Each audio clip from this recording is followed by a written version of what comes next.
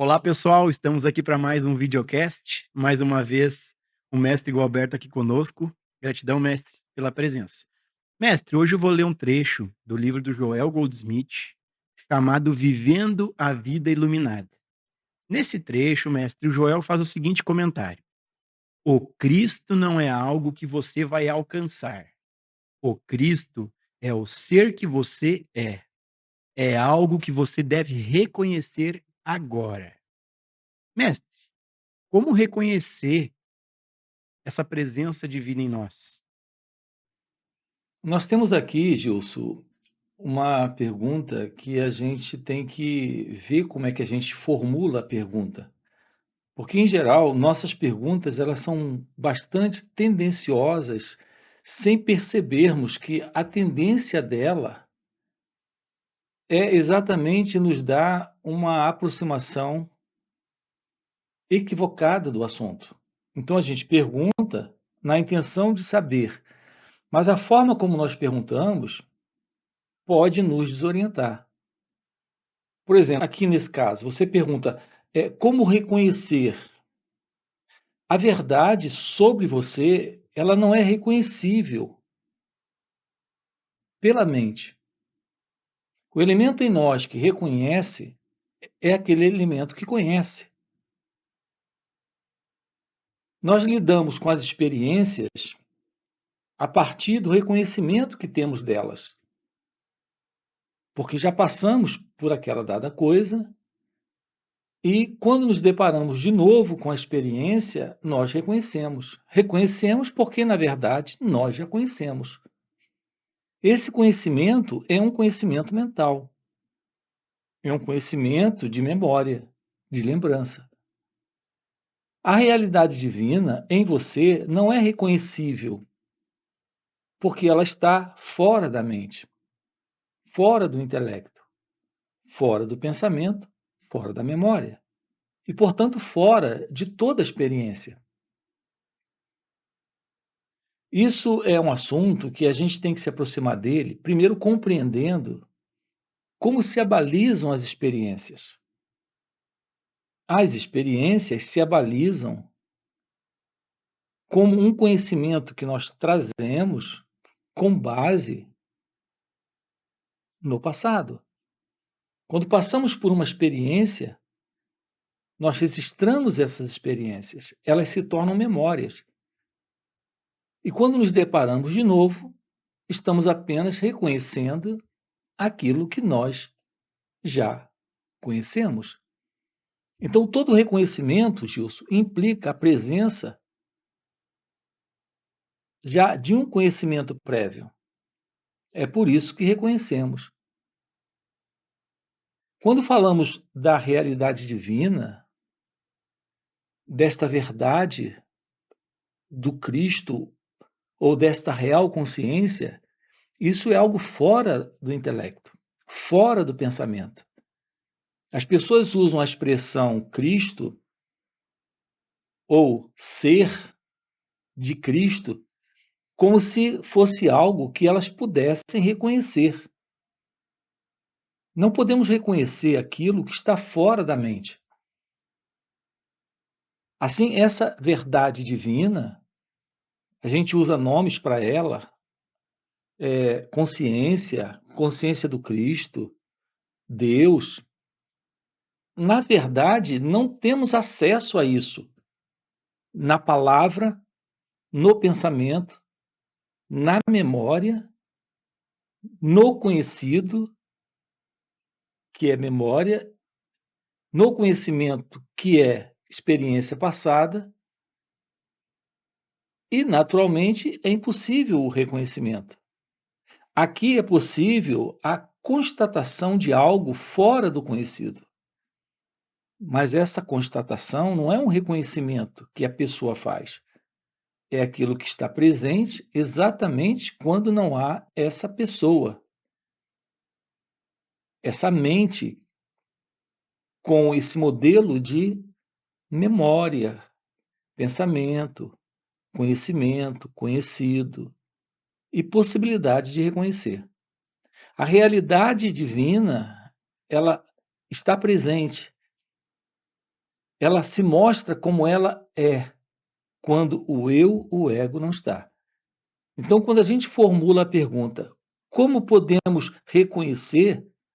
Não podemos reconhecer, porque quando isso está presente, você não está para reconhecer coisa alguma.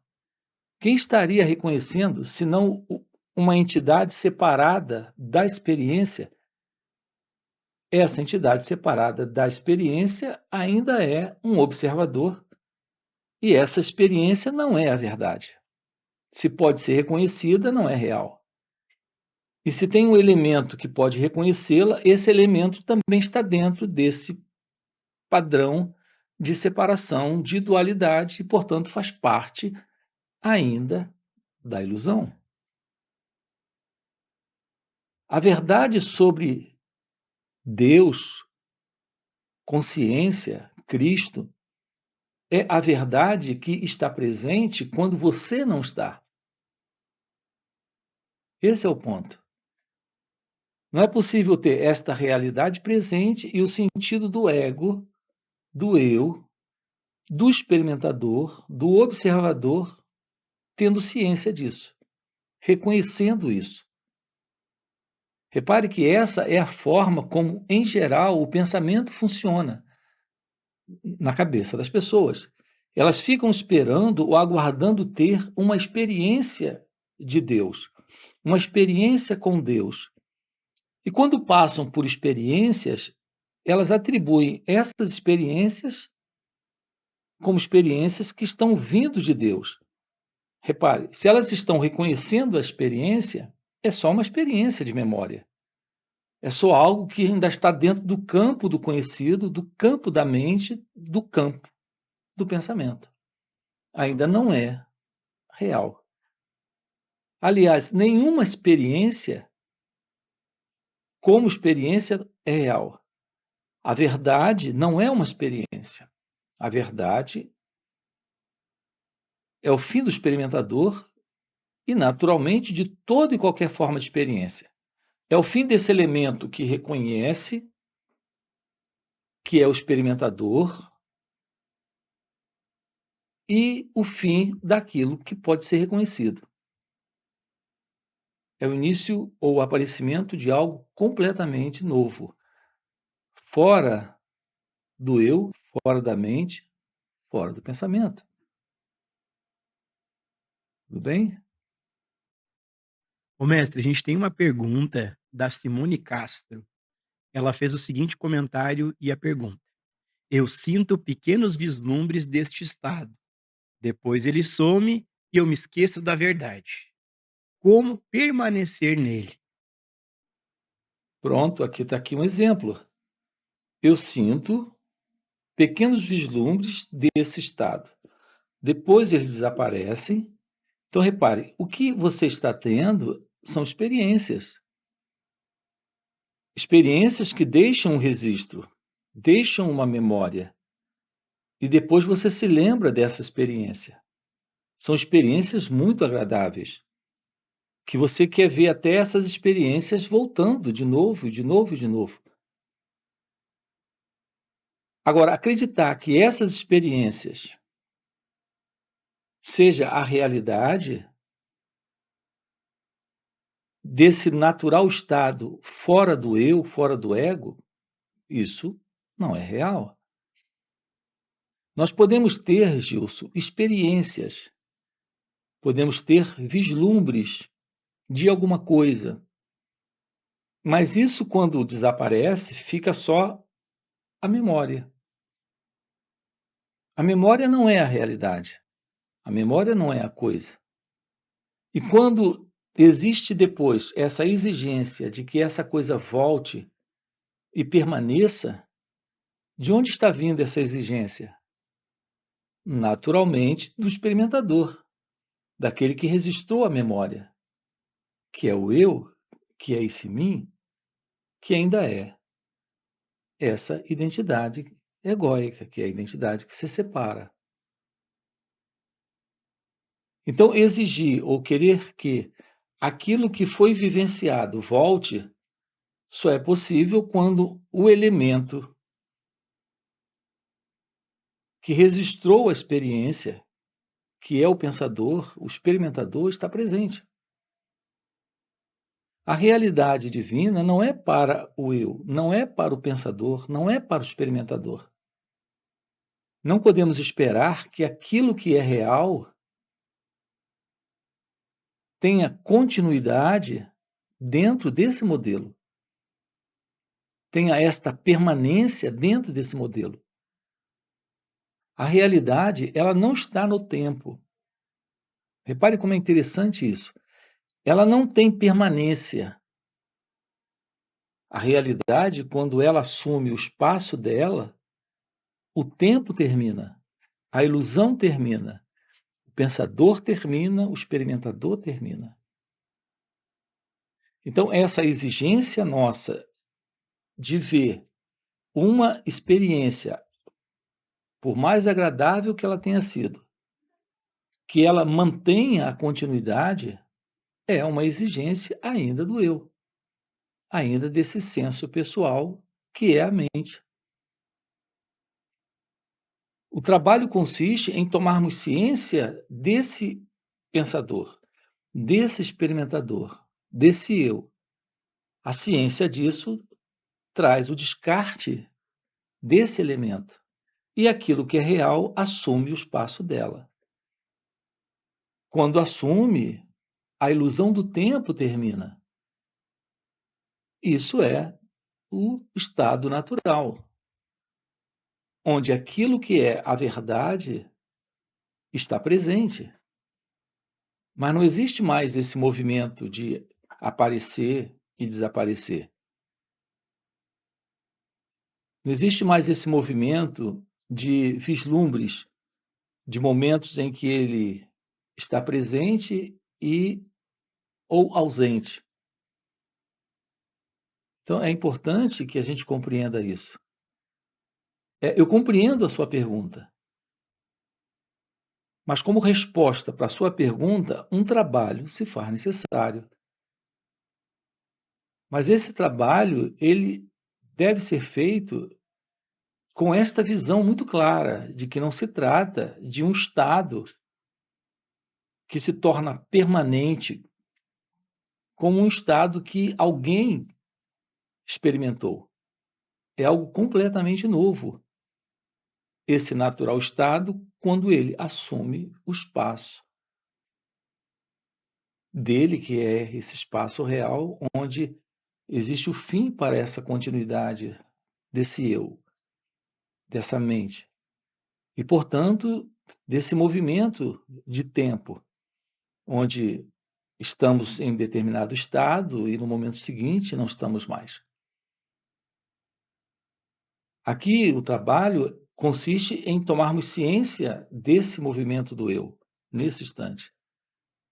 E a ideia de um estado é só uma crença, é só um conceito de um estado que irá se tornar permanente. Nós eliminamos o sentido do eu através da autoobservação, através de um trabalho de autoinvestigação, de meditação. A presença do autoconhecimento é fundamental.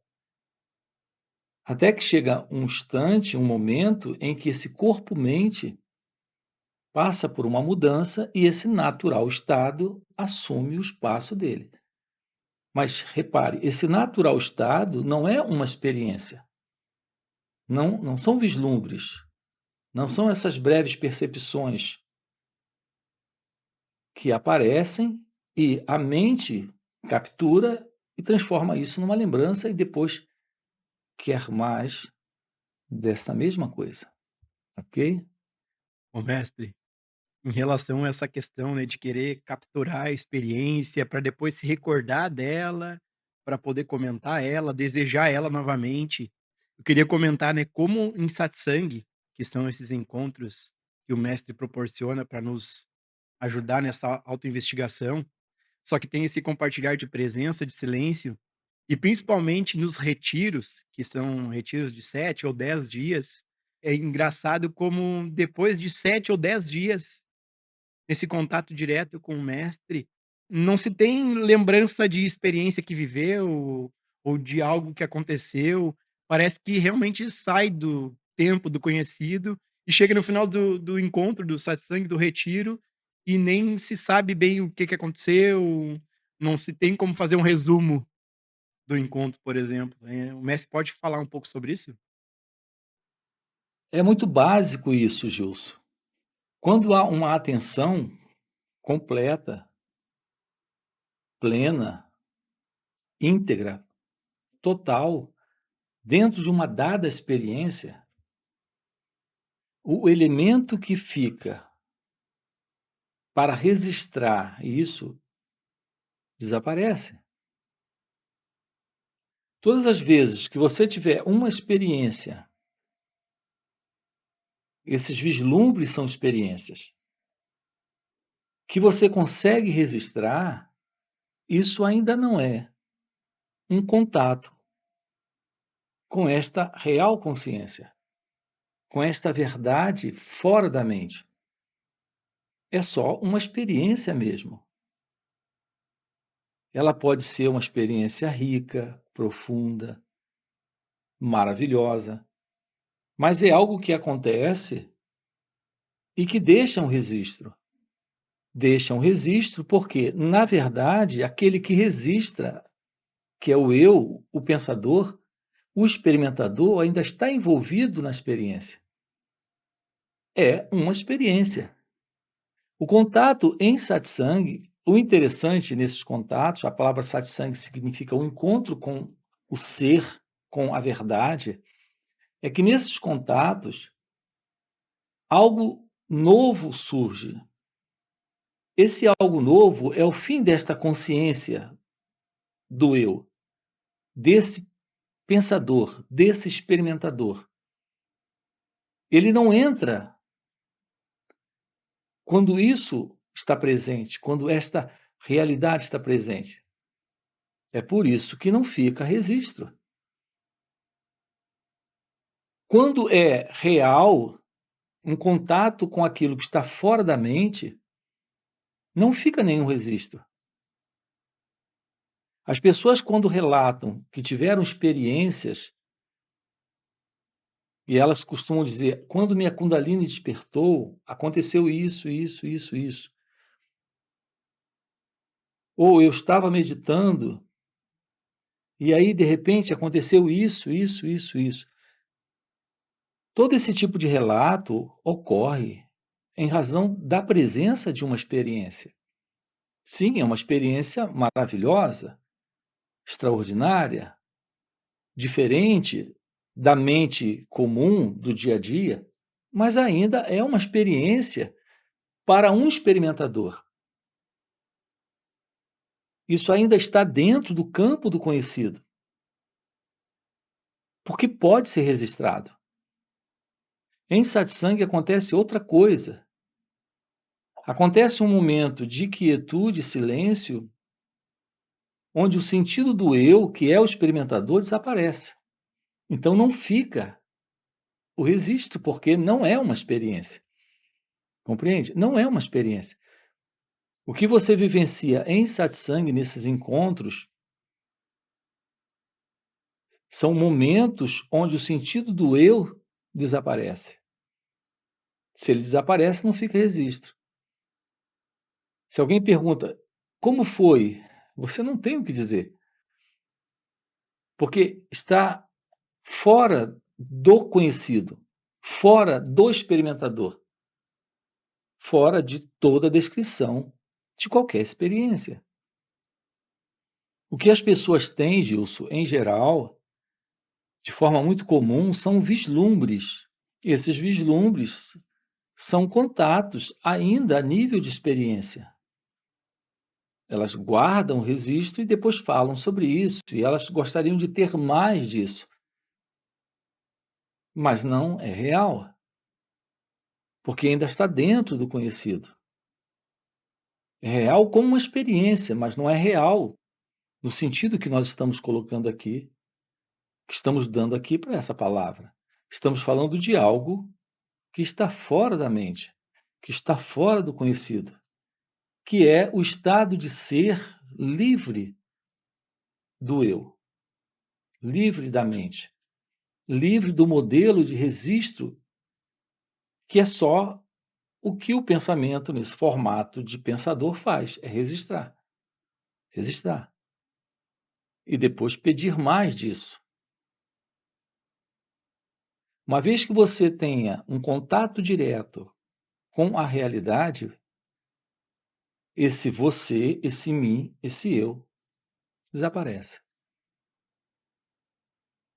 Então, é um estado fora desse padrão de cérebro que funciona com base em recordações, em lembranças, em memórias.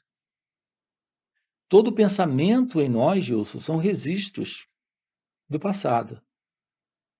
E toda recordação só é recordação porque foi registrada. Qualquer coisa pela qual você passe e pode registrar faz parte ainda daquilo que o pensamento pode reconhecer. Se ele pode reconhecer, isso está dentro do padrão do tempo, do padrão do conhecido. Está dentro do padrão do eu. Ok?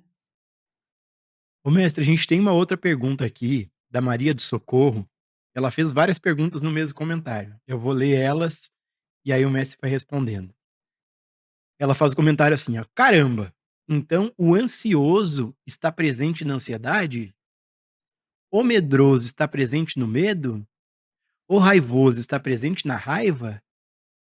Isso é a tão falada consciência?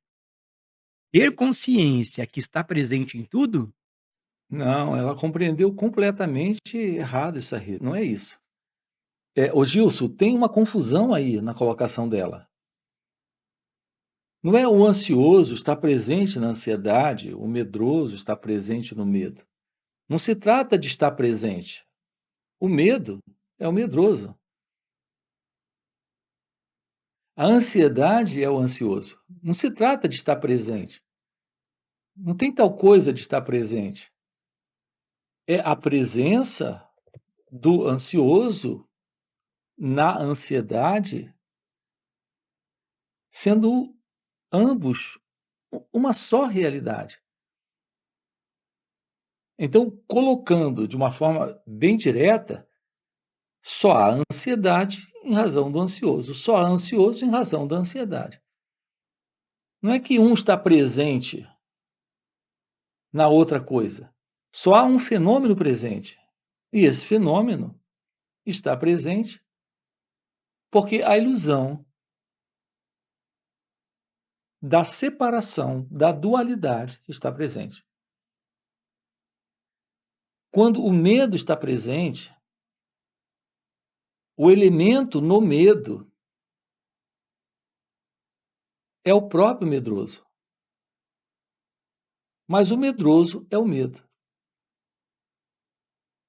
Quando há essa separação, é que se cria a ilusão de alguém para se livrar do medo. Então ocorre uma separação entre a experiência, que aqui está, e esse elemento que se separa como sendo o experimentador da experiência. Essa separação é completamente falsa, porque o que nós temos presente quando o medo está presente é medo. É só medo. A ideia de se livrar do medo já é a ilusão de um observador querendo fazer algo com o medo. Esse movimento é o movimento, sim, da consciência egóica, da consciência do eu. Não há nenhuma realidade nisso, a não ser a realidade do sentido de dualidade, de separação, e, portanto, é onde está presente a ignorância e, naturalmente, o sofrimento. Quando nós temos, por exemplo, um pensamento, é um pensamento presente. Quando queremos fazer algo com o pensamento, é porque há uma intenção, há uma vontade, há um gostar, o não gostar do pensamento. Quando isso ocorre, nós temos uma separação ilusória, que é a separação da dualidade. É assim que estamos vivendo nossas vidas, na ilusão de que estamos pensando,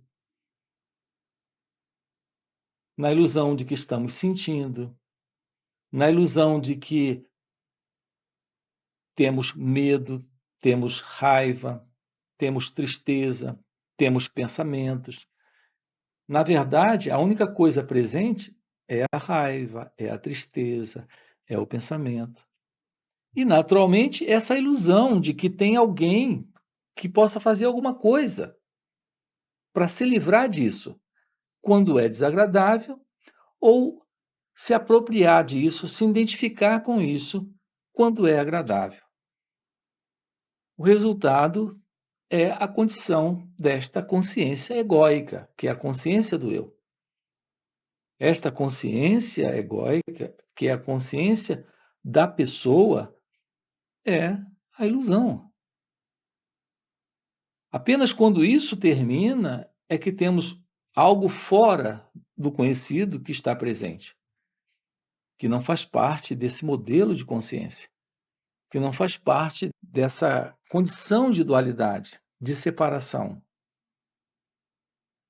Então é necessário termos uma aproximação para compreendermos com clareza isso. Em geral, temos dificuldade porque a ideia é a ideia de alguém presente, separado daquilo que pensa, daquilo que sente e de toda a experiência que acontece, em razão desse modelo de consciência egóica que trazemos nesse condicionamento, que é comum a todos. Ok? Mestre, a gente tem outra pergunta aqui da Vivian Mello. Ela faz o seguinte comentário perguntando: a ausência do eu, do mim, do ego, seria o ser? Repare a pergunta, é uma pergunta teórica. A gente quer uma resposta também teórica. Nós temos que investigar isso de uma forma vivencial. De outra forma, a gente tem uma resposta teórica para uma pergunta teórica. Então, é uma pergunta que, na verdade, ela está buscando o que exatamente? Uma confirmação verbal. Essa confirmação verbal é uma confirmação teórica. Quando a realidade está presente, nós temos aquilo que é real. No intelecto, nós queremos uma resposta para isso, mas o intelecto não alcança. Então, eu diria que um trabalho se faz necessário para esta compreensão, de uma forma vivencial, disso que de fato permanece quando a ilusão termina, quando não há mais essa ilusão. É importante, Gilson, isso, não nos prendermos às palavras, porque a gente tem essa inclinação muito forte de se agarrar intelectualmente às palavras e o intelecto em nós, ele vive preso a esse modelo de aprendizado. Ele captura, adquire o conhecimento, a informação e depois repete, como se fosse uma compreensão real. E, no entanto, é só um entendimento intelectual. E esse entendimento intelectual não se mostra real. Nós estamos cheios de fórmulas, de ideias, de conceitos, de crenças, com base nesse princípio de entender intelectualmente um assunto e falar a respeito ou pensar sobre ele. Quando falamos ou pensamos, uma vez que estamos lidando com o pensamento, ficamos só a nível do intelecto. Não há verdade nisso, não há nenhuma realidade nisso. Ok? Mestre, já deu nosso tempo aí. Gratidão por mais esse bate-papo. E para você que está assistindo o vídeo, fica o convite. Se tu tem esse desejo, essa sede pela verdade, fica o convite para participar dos encontros intensivos de final de semana, que são o satsang. Tem os encontros online, além dos encontros presenciais e também retiros. No primeiro comentário fixado vai estar o link do WhatsApp para mais informações sobre esses encontros. E também já aproveita, deixa o like no vídeo, faz um comentário trazendo perguntas para a gente trazer para os próximos videocasts.